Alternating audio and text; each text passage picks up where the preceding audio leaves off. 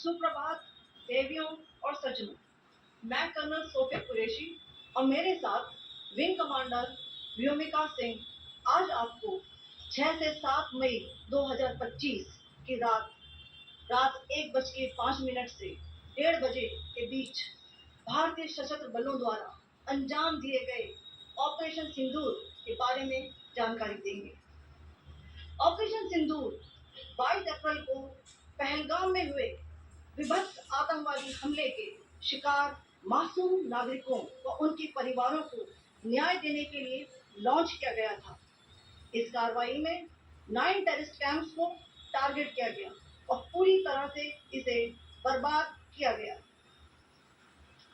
पाकिस्तान में पिछले 3 दशकों से टेरर इंफ्रास्ट्रक्चर का निर्माण हो रहा। इसमें recruitment, indoctrination centres, training areas व लॉन्च पैड शामिल थे, जो पाकिस्तान और पाक अधिकृत Jammu Kashmir. Over the last 3 decades, Pakistan has systematically built terror infrastructure. It is a complex web of recruitment and indoctrination centers, training areas for initial and refresher courses, and launch pads for handlers. These camps are located both in Pakistan as well as Pakistan-occupied Jammu and Kashmir areas. Some of the well-known training camps are located, as you can see on the screen. They are distributed from Savai Nala in the north, counting to approximately 21, ending at Bhagalpur to the south. इन लक्ष्यों का चयन विश्वसनीय intelligence सूचनाओं के आधार पर हुआ, ताकि आतंक गतिविधियों की रीढ़ तोड़ी जा सके और यह खास ध्यान दिया गया कि निर्दोष नागरिकों और सिविलियन इंस्टॉलेशन को नुकसान न पहुंचे। The selection of these targets for Operation Sindoor was based on credible intelligence inputs and role of these facilities in perpetrating the terror activities. The locations were so selected to avoid damage to civilian infrastructures and loss of any civilian lives.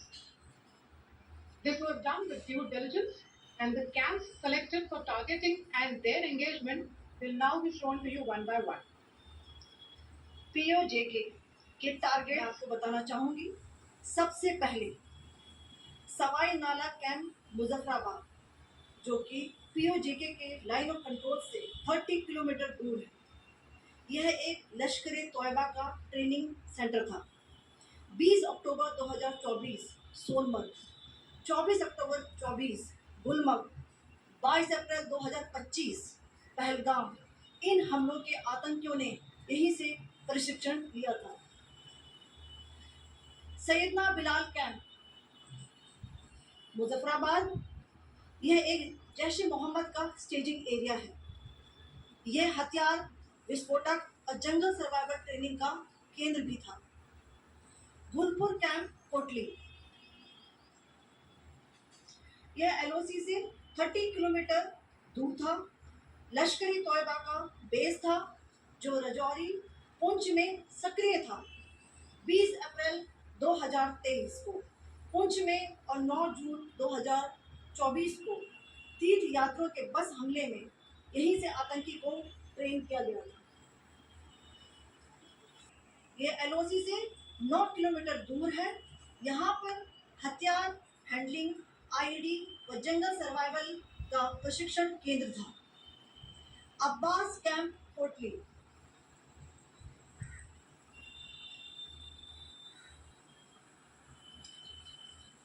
यह LOC से 13 kilometre दूर है। लश्कर ए तोयबा का फिदाइन यहाँ तैयार होता था। इसकी कैपेसिटी 15 टेररिस्ट को ट्रेन करने की थी।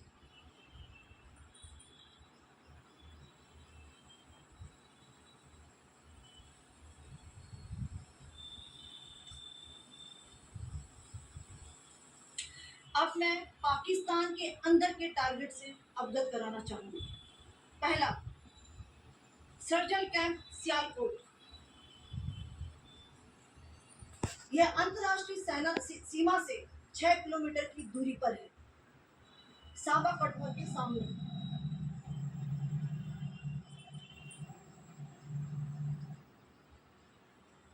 मार्च 2025 में जम्मू एंड कश्मीर। दूसरा, महमूना जाया कैंप सियालकोट। यह 18 से 12 किलोमीटर आईबी से दूर था। हिजबुल मुजाहिदीन का बहुत बड़ा कैंप था। ये कठुआ जम्मू क्षेत्र में आतंक फैलाने का नियंत्रण केंद्र था। पठानकोट एयरफोर्स बेस पर किया गया हमला भी इसी कैंप से प्लान और डायरेक्ट किया गया था। मरकज ताइबा मुरीद के, यह आईबी से 18 से 25 किलोमीटर दूरी पर है।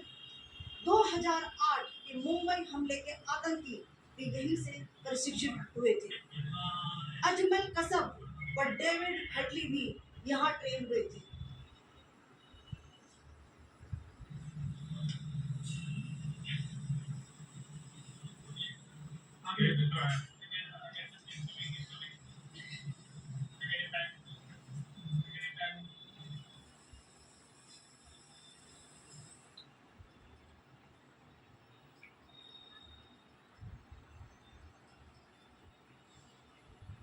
जैश ए मोहम्मद का मुख्यालय था।